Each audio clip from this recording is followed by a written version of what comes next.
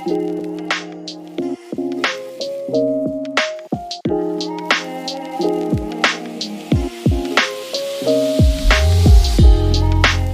and welcome to Challenging Silence, a podcast by Women's Health in Women's Hands Community Health Center. We are back again to have much needed discussions about topics related to female genital mutilation or cutting with survivors, advocates, and community members. We're your hosts, Tamilola and Sauda. Challenging Silence is brought to you by the Flourish Project, made possible through funding from Women in Gender Equality Canada. You can listen to this podcast series on all major podcast listening platforms and our website, flourishaccess.ca. Please note that this podcast covers topics of sensitive nature, including domestic abuse and violence. To ensure privacy and safety, some guests have chosen to remain anonymous. This podcast is age appropriate for 16 plus.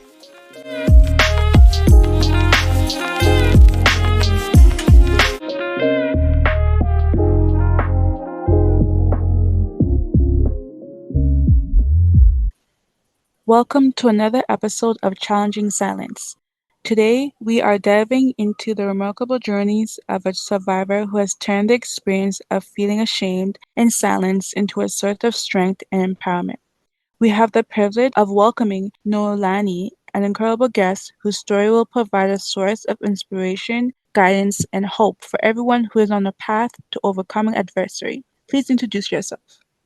Hello, everyone. My name is Nolani, a survivor of female genital mutilation, and I'm here to share my experiences and to also share what I went through as a survivor and what I'm doing to overcome the trauma that I'm going through as a survivor.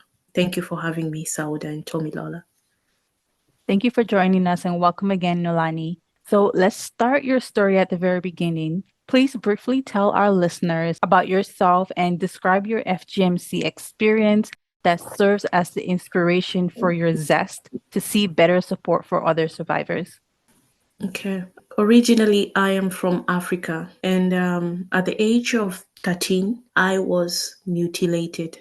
It was a painful moment. And for a 15-year-old, for a 13-year-old, all you want is to thrive, as a child. I remember vividly, it was early morning at 4 a.m. We were woken up by my stepfather, and we were taken to a very dingy place. And all of a sudden, I had cold hands grabbing me and my sister, and then we were cut, I'm just describing, the clitoris, everything, it was cut. And all I can remember from that point was darkness and years of pain, depression, and anxiety. The procedure was done by an old lady. We were asked not to talk. We were asked, not to question. And after that, we were put into isolation for like a month. Because according to the traditions and the customs of the tribes the community that I come from back in Africa, is that once a girl undergoes this practice, first it's done in private in a dingy place. You don't know the instrument, the tools that were used. And ever since that happened, we were asked not to talk about it, not to question, because if you did not undergo that, then you were not going to, they did not refer you as a woman.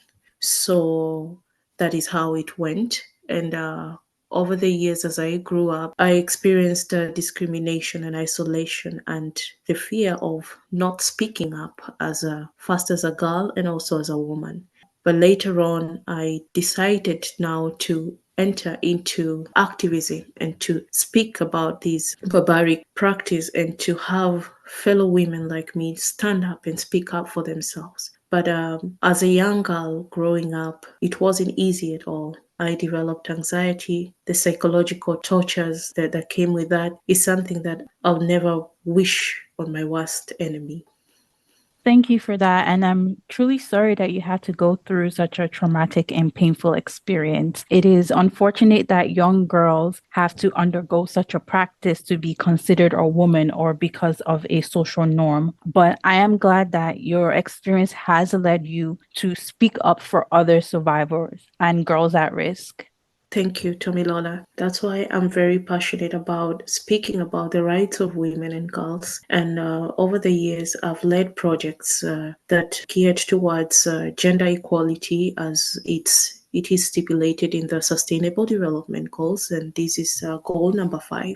At the forefront of tabling these issues on the table and having policymakers change the laws and going after perpetrators and people who are practicing this barbaric act, because as we speak, over 200 million women, girls, are going through FGM. And as we speak, a girl is dying somewhere, out of female genital mutilation. And little is being done, to stop, to prevent this practice. And it's through these such platforms like these that we're able to highlight the plight of, of girls who are going through the same, and acting as a voice of the voiceless and bringing up these issues on the table and helping to prevent female genital mutilation. Yeah. Yeah, you're most definitely positively contributing to the SDG goal number Mhm. 5 Yeah. to end FGMC. And I'm glad that you are using your experience to pave the way for positivity. Yes, the wounds might have healed, the physical wounds, but the psychological wounds, they never go away. The nightmares that come with that is something that not everyone will understand. But survivors of FGM will tell you that the psychological implications that come with that, fast, painful periods, difficulties in giving birth, lack of confidence. All of a sudden, you feel like you're no longer like other women, but it's through therapy and like I said before, platforms like these that I help people like us to come out slowly and slowly and to educate people about FGM and condemning this act and calling for stronger laws that are able to protect girls not to go through this. Thank you for sharing once again. What steps did you take to start your healing, and were the individuals or support systems that played a pivotal role in your journey toward empowerment? Yeah, this is a very good question, Sauda. After that, after going through FGM and being able to learn like what happened to me happened to millions of girls all over the country, I mean, the world, I decided to be an advocate of women and girls because I realized that the community that I come from, that the women's voices are suppressed. No one speaks for women and women and girls. And I decided first to seek healing. And as we all know, healing is a journey. You don't just wake up one day and you're healed. It's a process that you have to go through. And I decided to enter into initiatives that empower the girl child and advocated for their rights. So I got involved in initiatives that championed for education, initiatives that championed for sexual reproductive health and rights, which FGM is one of them. Eliminating sexual gender based violence and having women speak. Being at the forefront at the decision making tables. So I also joined in task forces that are involved female genital mutilation task force that would be able to work closely with the decision makers to eliminate FGM in our community. Even though a lot has not been done, but this practice is still done and it's done in silence. A lot of girls end up losing their lives, and I'm blessed and I'm lucky to be here today as a survivor because I know of my friends who died going through this practice, and no one is there to speak for them, and that's why I decided, hey, by coming out, I'm speaking for that girl who did have, the strength, did have a chance to come out and speak for themselves and to advocate for change of policies and laws that are able to, to prevent more girls to, going through this barbaric act. So, and it is when it's not until I came to Canada, because I said, I don't want my children to go the same thing through the same thing that I went through. And it's by doing this that I'm able to seek therapy, because I came to understand that I went through very, very, very hard and very painful journey, that it's not until now that I'm seeking healing and also therapy to enable myself lead a movement of fellow survivors who are able to bring table these voices and ensure that FGM is eliminated in the society. Thank you so much for highlighting the importance of taking care of yourself and how you did that through healing and therapy and advocacy. Thank you so much for highlighting that aspect, especially the importance of advocacy. I feel like that's really important in regards to healing and how you took care of yourself and now you're helping other people. Yeah, thank you. Yeah, I 100% agree with Sauda. Thank you for highlighting the importance of advocacy work. And I Mhm. want to ask, in your advocacy work, what are some challenges that you faced as you started to open up about your experience and openly talk about your story? And those challenges, how were you able to overcome them? Mhm. Thank you so much, Sauda and Tomilola, for that. So one of the challenges that I faced as a woman coming out and also as a survivor of FGM was that not everyone, will understand where you come from, and people who've not gone through this will not understand the pain that comes with this. First of all, I'll speak from the advocacy level. There are people who still see that, eliminating FGM in the society, or FGM or female genital cutting, is not an important issue. Well, so they want to prioritize other things. But as an advocate of sexual reproductive health and rights, I've been at the forefront to just call upon elimination of this practice. So another challenge is a slow application of the legislative processes that will bring the perpetrators to book. Indeed, this practice, like I said, it's done and under the rightful watch of governments and all that, but perpetrators are not brought to book. So as a survivor and as somebody who's really passionate about advocating for the rights of girls, it is it's sometimes it's so discouraging to hear in the media that a girl lost her life just because she went through FGM and nothing is being done. As we speak, like I said, a girl somewhere is going through FGM. As we speak, a girl just lost her life through FGM, and the silence is deafening. And the more we remain silent, the more we lose future and bright lives that were supposed to, bring a positive impact into this world. And the challenges I faced as a survivor is discrimination from people who've not undergone through this. And it's why today, it's one of the few times that I'm coming out to speak as a survivor and to say that all we just need is support as survivors, therapy, and more therapy, I would say, to break this intergenerational trauma that has been passed down through our communities and the societies. So I would basically highlight those few challenges as one of some of the challenges that I'm facing as a survivor. Yeah, those ones for now. Yes.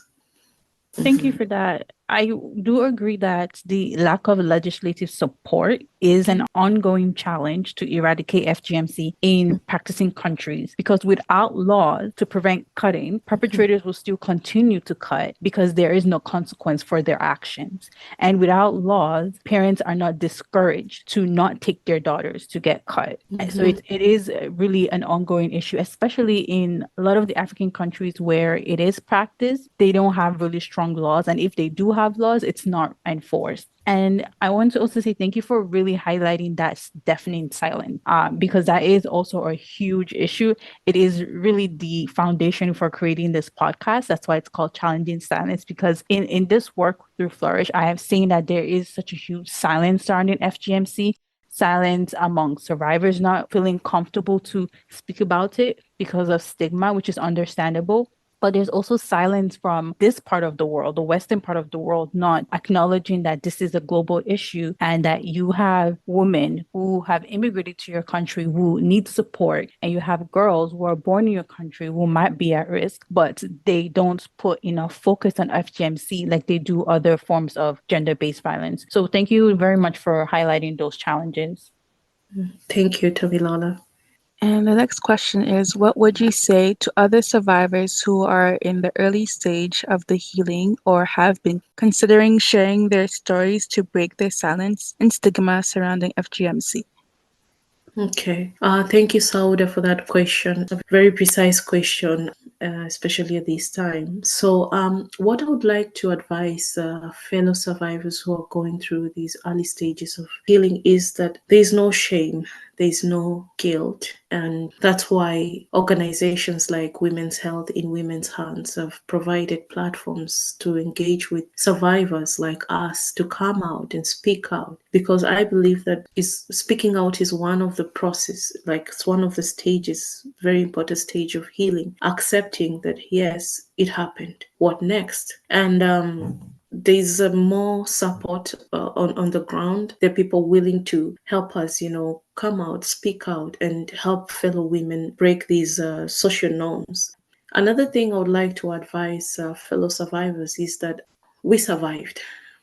And that's why we're here today to speak out and to hold each other's hands and to look at each other and congratulate ourselves that, hey, despite everything, we survived and we are here today.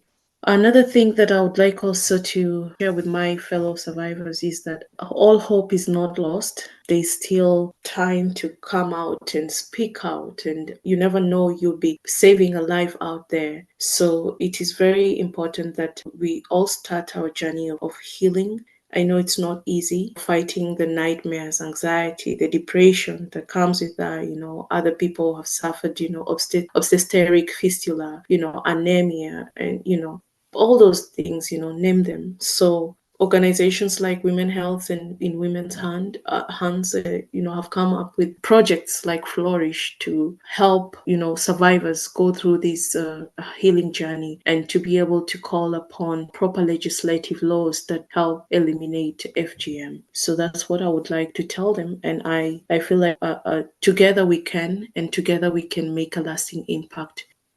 Those who experienced FGM are not victims, rather they're survivors. Mhm. Yeah. Yes, I agree with you 100%, Sauda. I believe that survivors are not victims. You overcame what tried to kill you, and your scars, whether seen or not, these are the scars that you'll turn out, to be stars. So, you being one of the people that has undergone through this painful journey doesn't make you less of a woman. It makes you a conqueror, somebody who, despite everything, you emerge stronger and be able to speak up about these issues. So, what I would say is, when the right time comes, as a survivor, don't be afraid to come out. There are avenues willing to hear your story, and you never know, your story will end up changing lives. Thank Yes. you so much for that, Nolani. I know for sure that you sharing your story and people listening to this episode, it will have a positive impact on other survivors. The story shared by our remarkable guest today serves as a testament to the incredible power of resilience, courage, and human spirit. Her journey from silence and shame to strength and empowerment has shown us that it is possible to heal, transform, and inspire change. And thank you once again for those words of advice to other survivors who might not be ready to speak up, but you've provided them with such great encouragement for when the time comes. Thank you, Tomilola. I'm really grateful to be a part of this wonderful podcast. And this is the start of healing. And this is where we break the silence and gear towards action, positive action. Wrap up this episode, we encourage you to reflect on the lessons learned from our guests. The experience shed light on the importance of breaking the silence, seeking support, and finding creative outlets for healing. Nolani, Thank you for joining us on this informative journey, and we look forward to sharing more empowering stories with you in the future. Until next time, stay resilient, strong, and empowered.